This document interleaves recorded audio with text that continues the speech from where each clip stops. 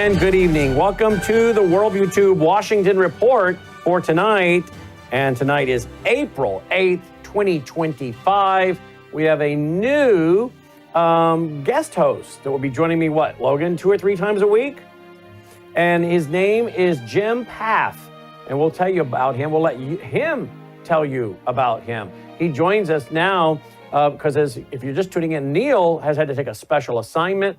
We can't really tell you about it, but when you do find out about it, you'll understand why he took it, and you'll understand it was a good deal for the country to have Neil on that assignment. But Lord willing, he'll be back with us in December.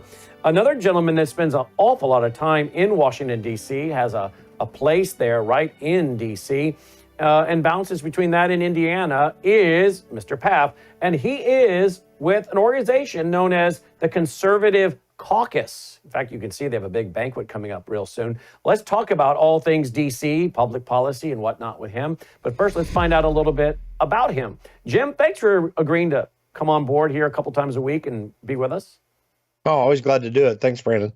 Tell our audience about yourself. Well, so I tell people I'm from Indianapolis. We run a little race there you might have heard of. I'm born and raised Hoosier.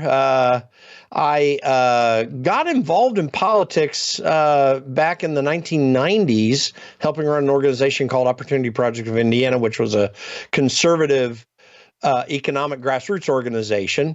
And I ran state legislative campaigns, ran a gubernatorial campaign in the 96 cycle. But fast forward some years, and I ended up at Focus on the Family, working for Dr. Dobson as a national representative for family policy councils, and lived in Colorado Springs for some time.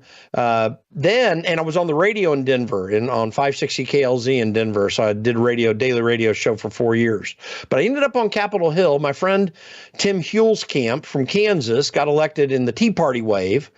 And I tried to help him find a chief of staff, and he didn't find anyone. He asked me to be his chief of staff. So I was his chief of staff for 4 years, a few more years with Thomas Massey from Kentucky. He asked me to come on when he was making a transition. And then, done some general consulting work on political campaigns around the country in some of these interim periods. But last February, I was contacted by the Conservative Caucus, who was looking for a new leader of their organization. And this is an organization that's the oldest conservative grassroots organization in the country. It's founded by Howard Phillips, an icon of the conservative movement back in 1974. Was an inspiration to me when I was young, but now I'm president of the Conservative Caucus, and that's why I'm back on my 3rd round in D.C., just kind of trying to work the Hill and then work grassroots nationwide so we can just take our country back. I had a vacation with Howard Phillips a few years before he passed away, and interviewed him. I should probably try to find that interview. It's somewhere. It was a great vacation. It was Howard Phillips and Dick Bott, if you know Dick Bott of Bott. I know Dick Bott very well. I'm very close to Dick and Rich, and been to their place at Lake of the Ozarks many times. Wonderful folks, great radio network, fantastic people. So can you imagine a great vacation with Dick Bott and Howard Phillips? I don't know how you got a word in edgewise. They both could definitely talk your socks off. Of course, they've got a lot of knowledge, and Dick Bott is just one of the great people in the conservative movement, one of the founding people of Council for National Policy. Yeah, CNP. And he's 91 now, 91 years old. He is. I don't know how. I communicate with him and Rich regularly. They're close friends. And of course, Shirley. She's a favorite as well. So she's awesome. What a small world. All right, let's talk a little bit about Indiana. You say Indiana, and immediately a lot of us think Mike Pence. What do folks in Indiana think of Mike now after all of this, and where is Mike going for the future? He's certainly got some of his supporters here, but a lot of people are very frustrated. By the way, I got introduced to my first political job by Mike Pence. I went to church with Mike and Karen for 5 years.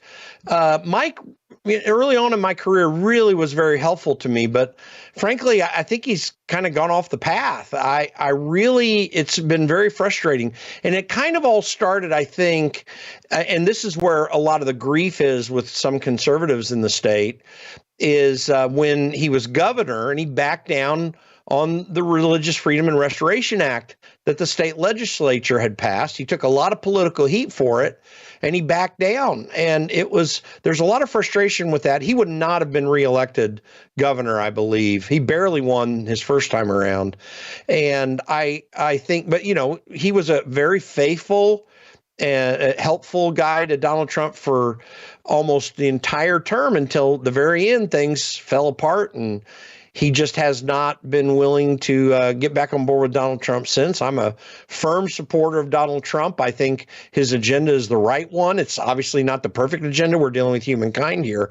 But man, is it awfully darn close to getting us to a place where we can get back to being a constitutional republic again, and which we're not operating as right now. Very well said. Very well said. President Trump put out this on social media tonight. I had a very good meeting today with the Speaker of the House and some of our more conservative members, all great people. I let them know that I am for major spending cuts. We're going to do reductions, hopefully in excess of $1 trillion, of which will go into the one big, beautiful bill. I, along with House members and senators, will be pushing very hard to get these large-scale spending cuts done.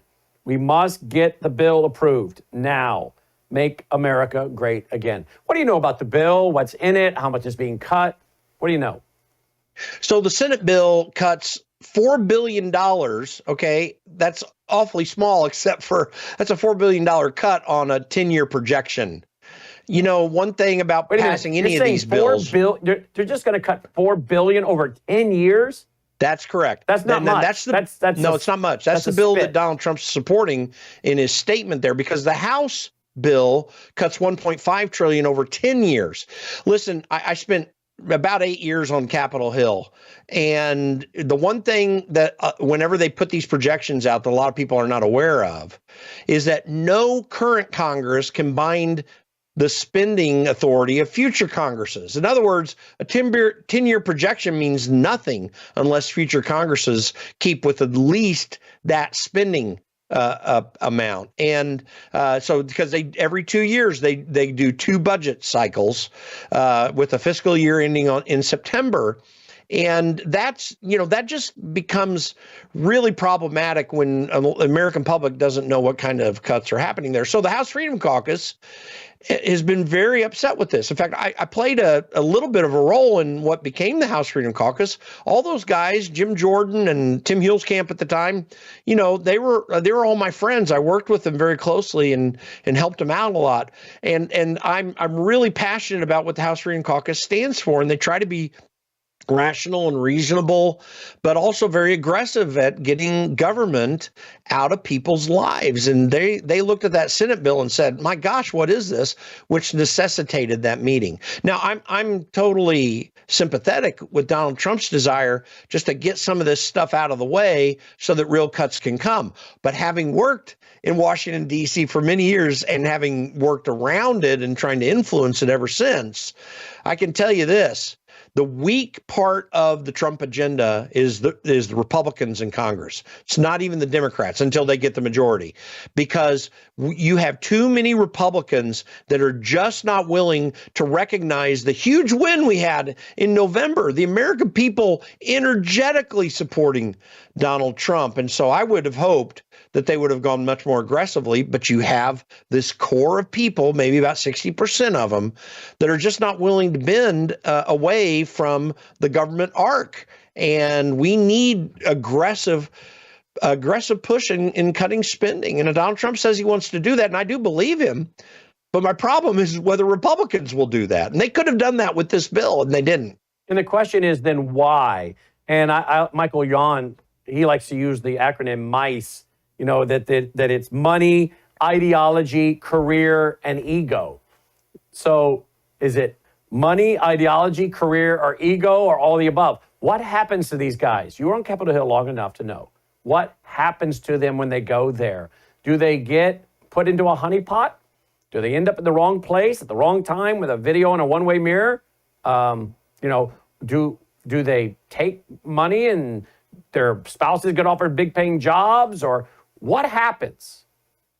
It's kind of all the above except ideology. The really sad thing is that the Republican Party has not been strong enough in pushing back against Democrats, at least Capitol Hill Republicans, I should say, because they don't have an ideological foundation. I've said many times that it's absurd to think that probably most members of Congress on both sides of the aisle have never read the Constitution. It amazes me the lack of constitutional discussion. I understand the political realities of paring back huge programs that have no constitutional authority. I mean, everyone should read Article 1, Section 8 of the Constitution and recognize the severe limits of spending power that was placed on Congress. And we're probably spending 70, 80% of our entire federal budget in an unconstitutional manner because it's not authorized by the Constitution. So there's no ideology driving them at all, but every one of these other things in various degrees drive them. And one of the things that really is interesting when you consider it is it's not necessarily the most wealthy people in Congress, or at least the ones that come to Congress that are wealthy, not the ones that come out of it wealthy, but it's not just the wealthy ones in Congress that might be the problem. I think it's the ones who are not wealthy coming in, are not independently secured. They get elected, and you literally have to leave whatever career you're in. Most people get elected in their 30s or 40s, and you entirely leave a career. And if you come out of Congress, you lose that $174,000 paycheck, and you got to start everything all over again because there's no time to keep your career going before you get there. So what do? They listen to the leadership to make sure that they're secure in getting reelected. And then they look towards the career that will most suit them afterwards, which is being a rainmaker in a lobbying firm. And which is so, what, so basically, maybe if you don't follow people. if you don't follow the leaders, you don't get money from the leadership because the leadership raises money and puts it in a pool for their candidates. And if they decide we're not funding you, you'll lose. You'll be primaried, and the guy they put up will be the one that gets the money and boot you out. So you got to go with leadership, or you're not going to get any of the money, and they're not coming in the campaign in your district and help you. Is that what I'm hearing? Yeah, this is one of those things that a lot of Americans don't fully understand the dynamic of. I think they somewhat understand it. Like, I don't think the American people are dumb. It's just that they're busy living their lives. They're not trying to analyze it closely every day. This is one of the very real problems. It's not the only problem. There are a whole lot of other things that are involved in this. But yes, I think those pressures, this is why the lobbying core is so influential, not so much because lobbyists are so powerful, some are, but not really most of them. It's really because of this need to make sure you don't mess with people who might be able to help you after your career is done on Capitol Hill. And I think that people need to take that into account. Again, there are a lot of other factors. It's not just that. And I always say 6,000 years of recorded human history proves the radical corruption of man. So there's just a natural corruption that the Constitution was designed to restrain. This is why everyone should read Federalist 51. It has a great discourse in there by James Madison, where he talks about the fact if men were angels, we'd have no need for government, and you don't have angels to run the government, so you need these fine restrictions to withhold them. And if we can get back to a constitutional form of government, you'll have a lot more freedom. You'll have risks of life. And we spent way too much money trying to mitigate life's risks. And that's why the government has gotten so large. And you can get a following and people that'll vote for you and keep you in office. And keep that that's treasury a real drawer problem here. Keep that treasury drawer open, right? It's like Frederick Bastiat in his book, The Law, that the politicians become people that go there for either themselves. They plunder for themselves or they plunder for their special interest groups, right? That's right. And in fact, Bastiat said in the 18th century what I'm saying now and far more lucidly than I can, because he did live it as a legislator in France and working through those problems. Yeah, it's everyone should read that and understand everything that he's saying is still happening now. By the way, what we have with the Federal Reserve devaluing our currency, this is not a new phenomenon. It's just a new iteration of the same phenomenon. You can go back to studies of ancient Roman currency. We get the term debasing the currency from that, because what does debasing mean? Well, it meant mixing in other metals with the gold or the silver so that the actual currency, you didn't have to expend so much, but you could get the whole face value benefit of it, at least on the first run. We've been doing these things over and over again. That's why I use my 6,000 years analogy. It's really important to understand that that's what we're fighting is human nature. Mm-hmm. Mm-hmm. You know, the free market system, our constitutional republic is not perfect, as you've already said, because man's not perfect. We have a sinful, fallen nature, right? Original sin. But that's what most of the liberals leave off. They don't understand original sin. And when you don't understand original sin, then you think you can just create the environment. Man's a product of his environment. So if we take away why he's doing bad things, stealing, cheating, whatnot, then he'll be good. So take away his physical material needs or wants, take away those needs that he has for those physical materials, take the need for him away by giving them to him, and you can control human behavior. Well, we know that's not right at all. In fact, some of the most corrupt, evil people have been some of the biggest dictators, right? Hitler, Stalin, Mussolini. Money does not equate morality, right? But then again, you have a lot of people that don't have any money who have good morality, right? So it's an issue of the heart. And that's what our founders understood. The laws of nature, nature's God, control the heart. The less control you have on the people, the more government you need to control them so they can be restrained from within or from without. Smaller government, big government, but restrain them by the laws of nature, nature's God, and you won't need all this big government. Frederick Bastiat, I want to just mention to people, if you don't know, go look it up online, The Law. It's a little book and it's free. You'll find it online and you can read it in one sitting. And if you do, it'll explain to you exactly what's happening today. And it's something we've done a series on many, many times over the years, probably time to do it again. But it's a real classic. Let's go to the issue of the heart. In my state here of Tennessee, and I think you lived in Tennessee for a while at one time in your life, we had the tragic shooting at the Covenant School outside of Nashville, or in Nashville. Apparently, the FBI director, Cash, is releasing some of these things. And one of the things we're finding out, Andy Ngo has put out today, that the Nashville police, and of course, sadly, Nashville has been taken over by progressives. This gal, female pronouns make me feel like I want to die. I hate being in a woman's body, need to die, kill all the white kids, kill my own race. Every white person who lived and died, I hate you all. I have to kill so I can be remembered in the most horrific way possible that no one can ever forget. These are all supposedly direct quotes. Hale's rants reflect many common views among the far left. They have been sympathetic to Hale, honoring her as a victim days after the mass shooting. And tonight I'm having on my show Mark Mitchell of Rasmussen to talk about a new survey that shows a huge percentage of leftists now believe that it's okay to use violence. And these people are freedom fighters, and they're justified in this. We have an assassination culture now. I know you've been posting on this on your X account as well. Can you speak to this? Yeah, listen, violence is the only strategy the left has. In a sense, the left in this country is backed into a corner and they figured that out even worse after Donald Trump got elected, because they pushed the envelope, so to speak.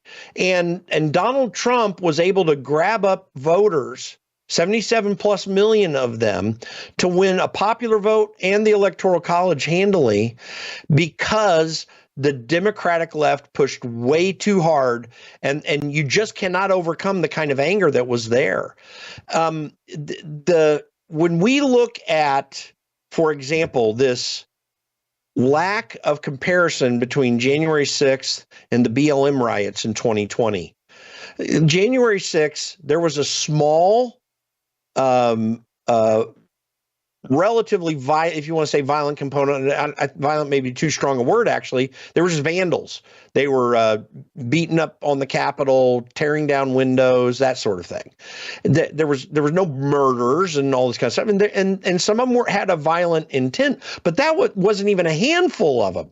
Like, you had tens of thousands of people who walked over to the Capitol that day, and maybe 100, 200 of them really did any kind of damage, and most of it very limited damage. Compare that to the BLM riots in 2020, where you saw massive and much worse violent protests all over the country, apparently organized by Democrat, nonprofit groups or whatever.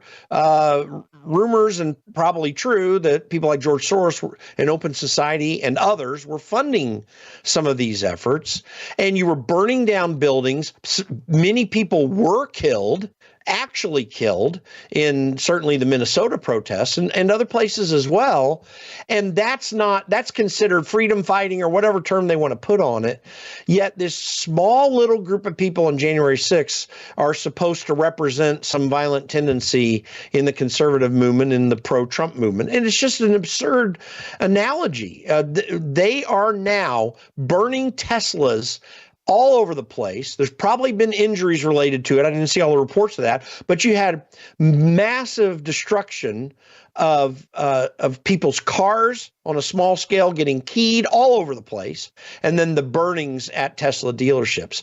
They only see their ability is to violently push their cause for their own benefit. You add to that these pro-Palestinian protests that are extremely violent. My friend Nick Sorter, who's very well known, one of the largest influencers on X. Nick is a friend of my wife and mine. He went over to Columbus Circle over by Union Station.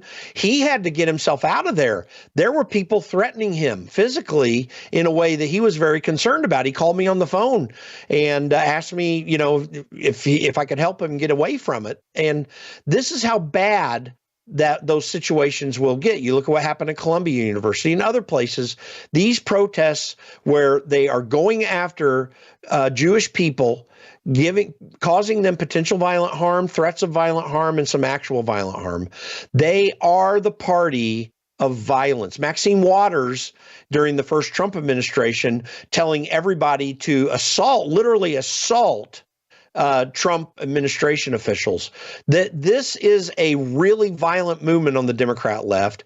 It's frankly ideologically a communist movement in many, many ways. And there might be a handful of elected Democrats in Washington and maybe slightly more in the states that aren't precisely communist, but they're very firmly socialist.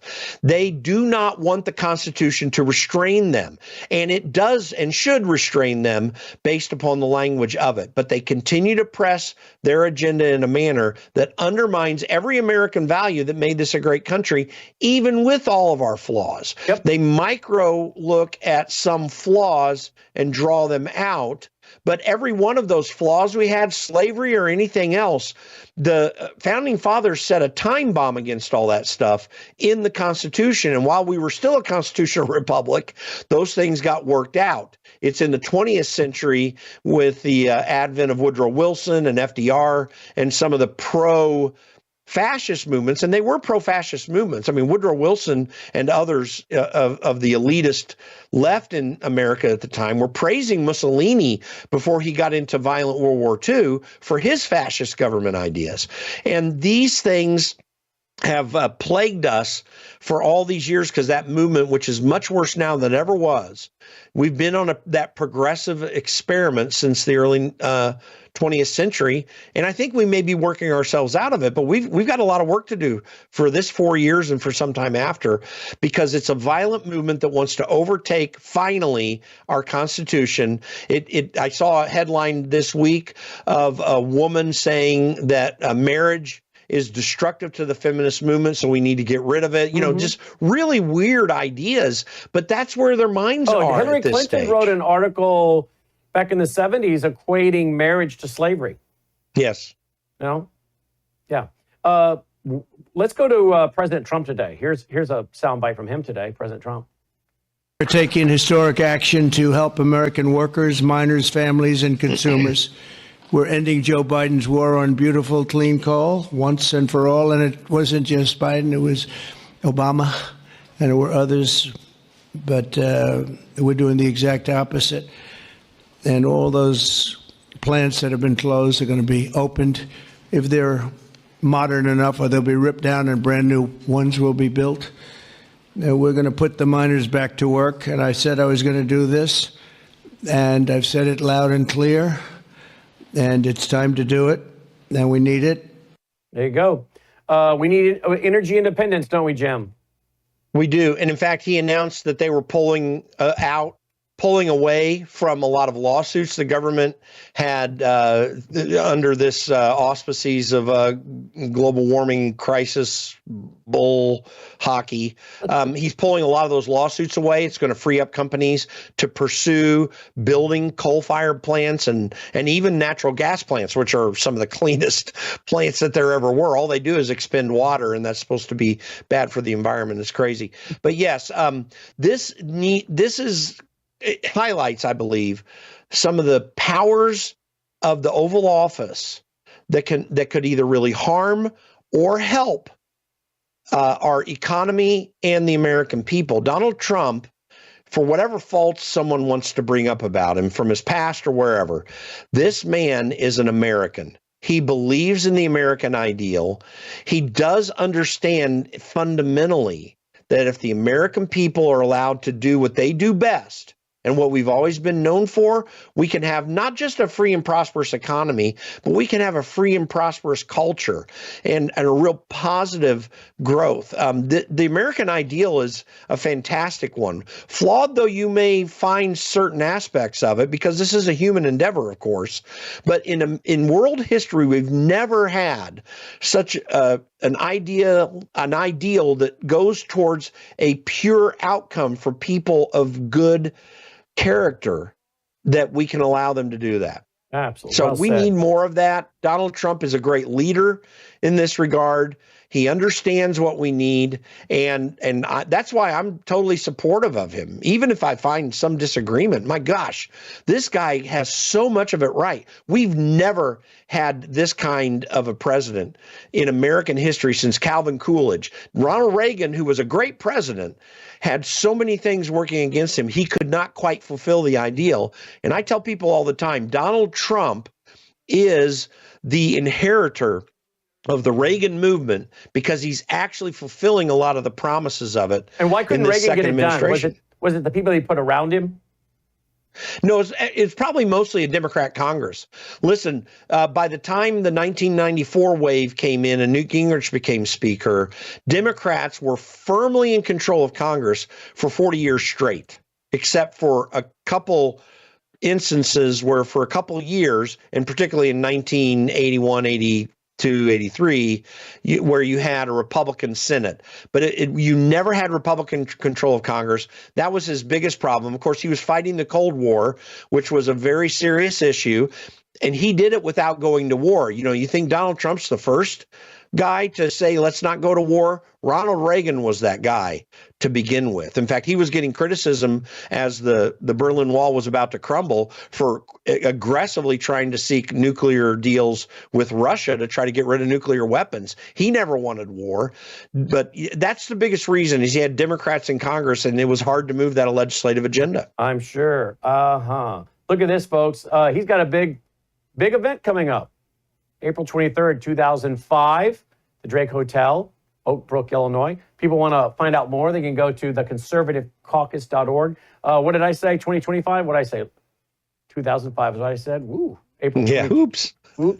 20 years ago. April 23rd, 2025. More details at theconservativecaucus.org, theconservativecaucus.org. Jim, great first show. You're going to be back here, what, 3 times a week? At least. I think we should sign him up for all 5, Logan. Let's just sign him up for all 5. Here we go. Wow. When are you back in D.C.? We're going to stay here for a couple weeks, always around Easter time we come. I came just a little bit early for that. And then I'm heading back to D.C. I'm about 80% of my time in D.C. and 20% of my real home here in Bloomington, Indiana. Do we need to work on press passes to get you into the White House as a reporter? Do we need to start working on that for you and with you? Yeah, absolutely. I'll be glad to do it. We'll talk offline about that. Let's get him in there, folks. Wow, great show, Jim. Check out his website. Follow him on X as well. Hey, remember, we're brought to you by you. One way you can support us is worldviewfoundation.com. Worldviewfoundation.com. That's the Worldview Tube Washington Report for tonight, April 8th. Take care.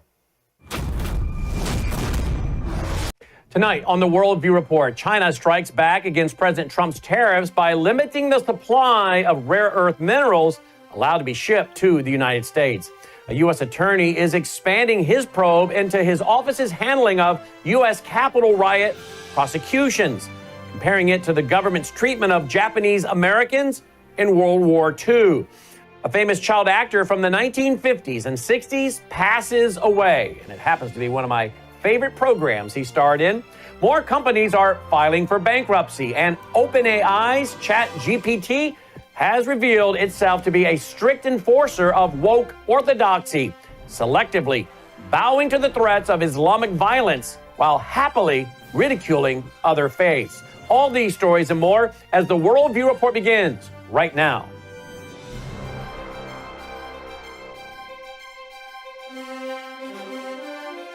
This is Worldview Report with host Brannon Howse. Whether it is news from the nation's capital or your state capital, from the classroom to the boardroom, from national security to national and local news that impacts you and your family, Worldview Report is your trusted source for vital and uncensored news.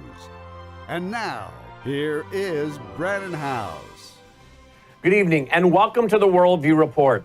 China's retaliation against President Donald Trump's tariffs includes more export controls on rare earth minerals, which are vital to electronics and battery manufacturing. Breitbart News reports that the Chinese government said over the weekend that they will maintain as stable its supply of rare earth to the rest of the world, while limiting U.S. access to those very same minerals. China, of course, is the world's dominant producer of rare earth minerals, accounting for about 70% of the world's supply at the moment. More precisely, China supplies roughly